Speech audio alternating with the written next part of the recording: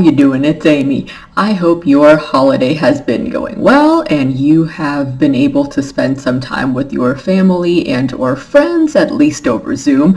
I had a great Christmas and I am looking forward to the rest of this week.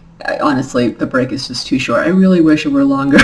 Already I'm thinking about taking another week of vacation so I can have more time to do the things I want to do. Anyways, today we are going to be talking about Penrick's Demon by Lois McMaster Bujold.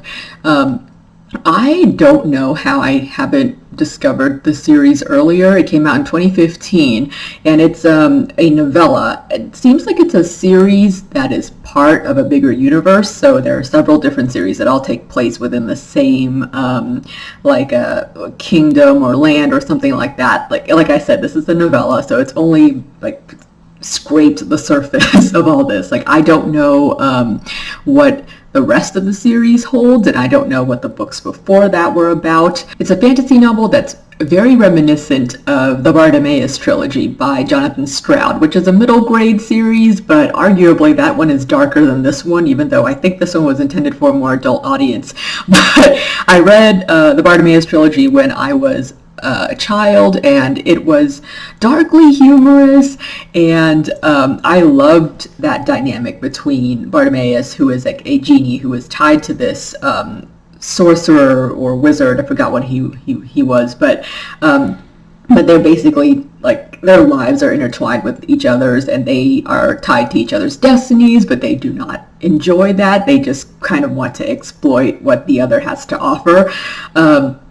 This relationship in this series is much more harmonious than that. So the book is about a 19-year-old boy named Penrick. I think he goes by Pen. And Penrick is the younger son of this lord of essentially a glorified farmhouse. It's like a big farm, so they own some property. They don't really have any power.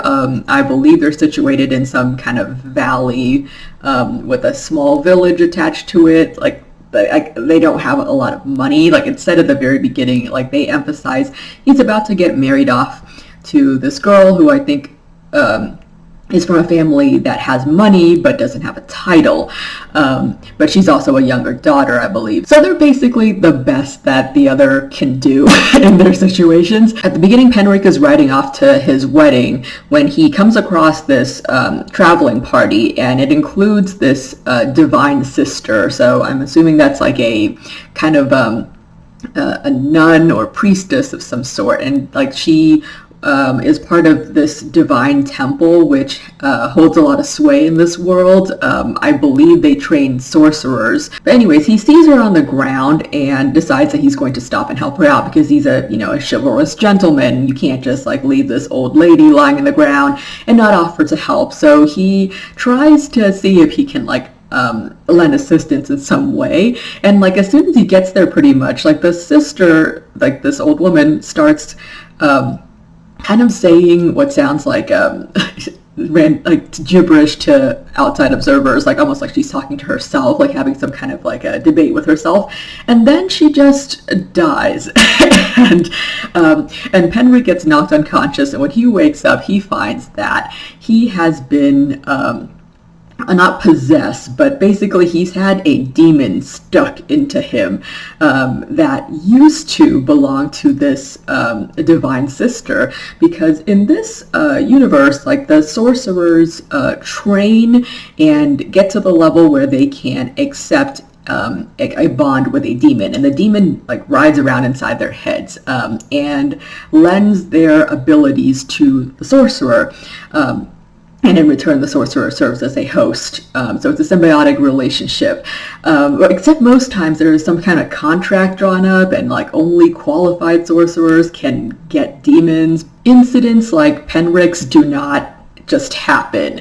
So everyone's just scrambling about. Obviously his wedding got canceled. His bride-to-be decides that she can't wait around for him.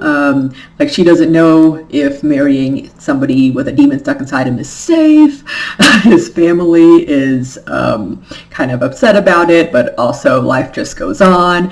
And he gets transported to this temple where the Divine Sister was expected, and he essentially gets held prisoner inside the temple. Well, they tell him that he's to stay there as a guest until they can figure out what to do about his demon situation, because it's unprecedented. But guest status or not, he's not allowed to leave the city, so, you know, make of it what you will. Is he a prisoner or is he not? He certainly seems to think so. And he also discovers that this demon, at first the demon comes awake and talks to him using his own mouth. So to us it would look as if he were talking to himself, but it's obvious that there's different voices going on. And it's a situation like Avatar: The Last Airbender, where all the thing with Dax in DS9, where all the previous hosts are still inside the person, and he can make use of certain skills and knowledge that the previous hosts possess, and it just makes for a very comical situation all around. Like I said, this is a novella, so I don't want to spoil it any further for you. You should just read it and see for yourself what I'm talking about. It's a very light-hearted read. It's a bit predictable, but it's short, so what can you expect? I love Penn's internal dialogue. He seems kind of like an unassuming, quietly suffering chosen one type from the outside. He even has a pretty face, the long blonde hair and everything, but inside he's just full of BS and so funny.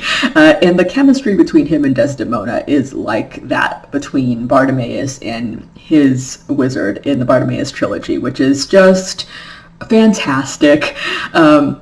And I am really looking forward to reading the next books in this series. Like I said, am confused about the reading order, not really sure what goes where. It seems like the chronological order and the publishing order are different, so I'm going to have to do some research on this, but overall, excellent start to a series. I had so much fun, and I hope you do too.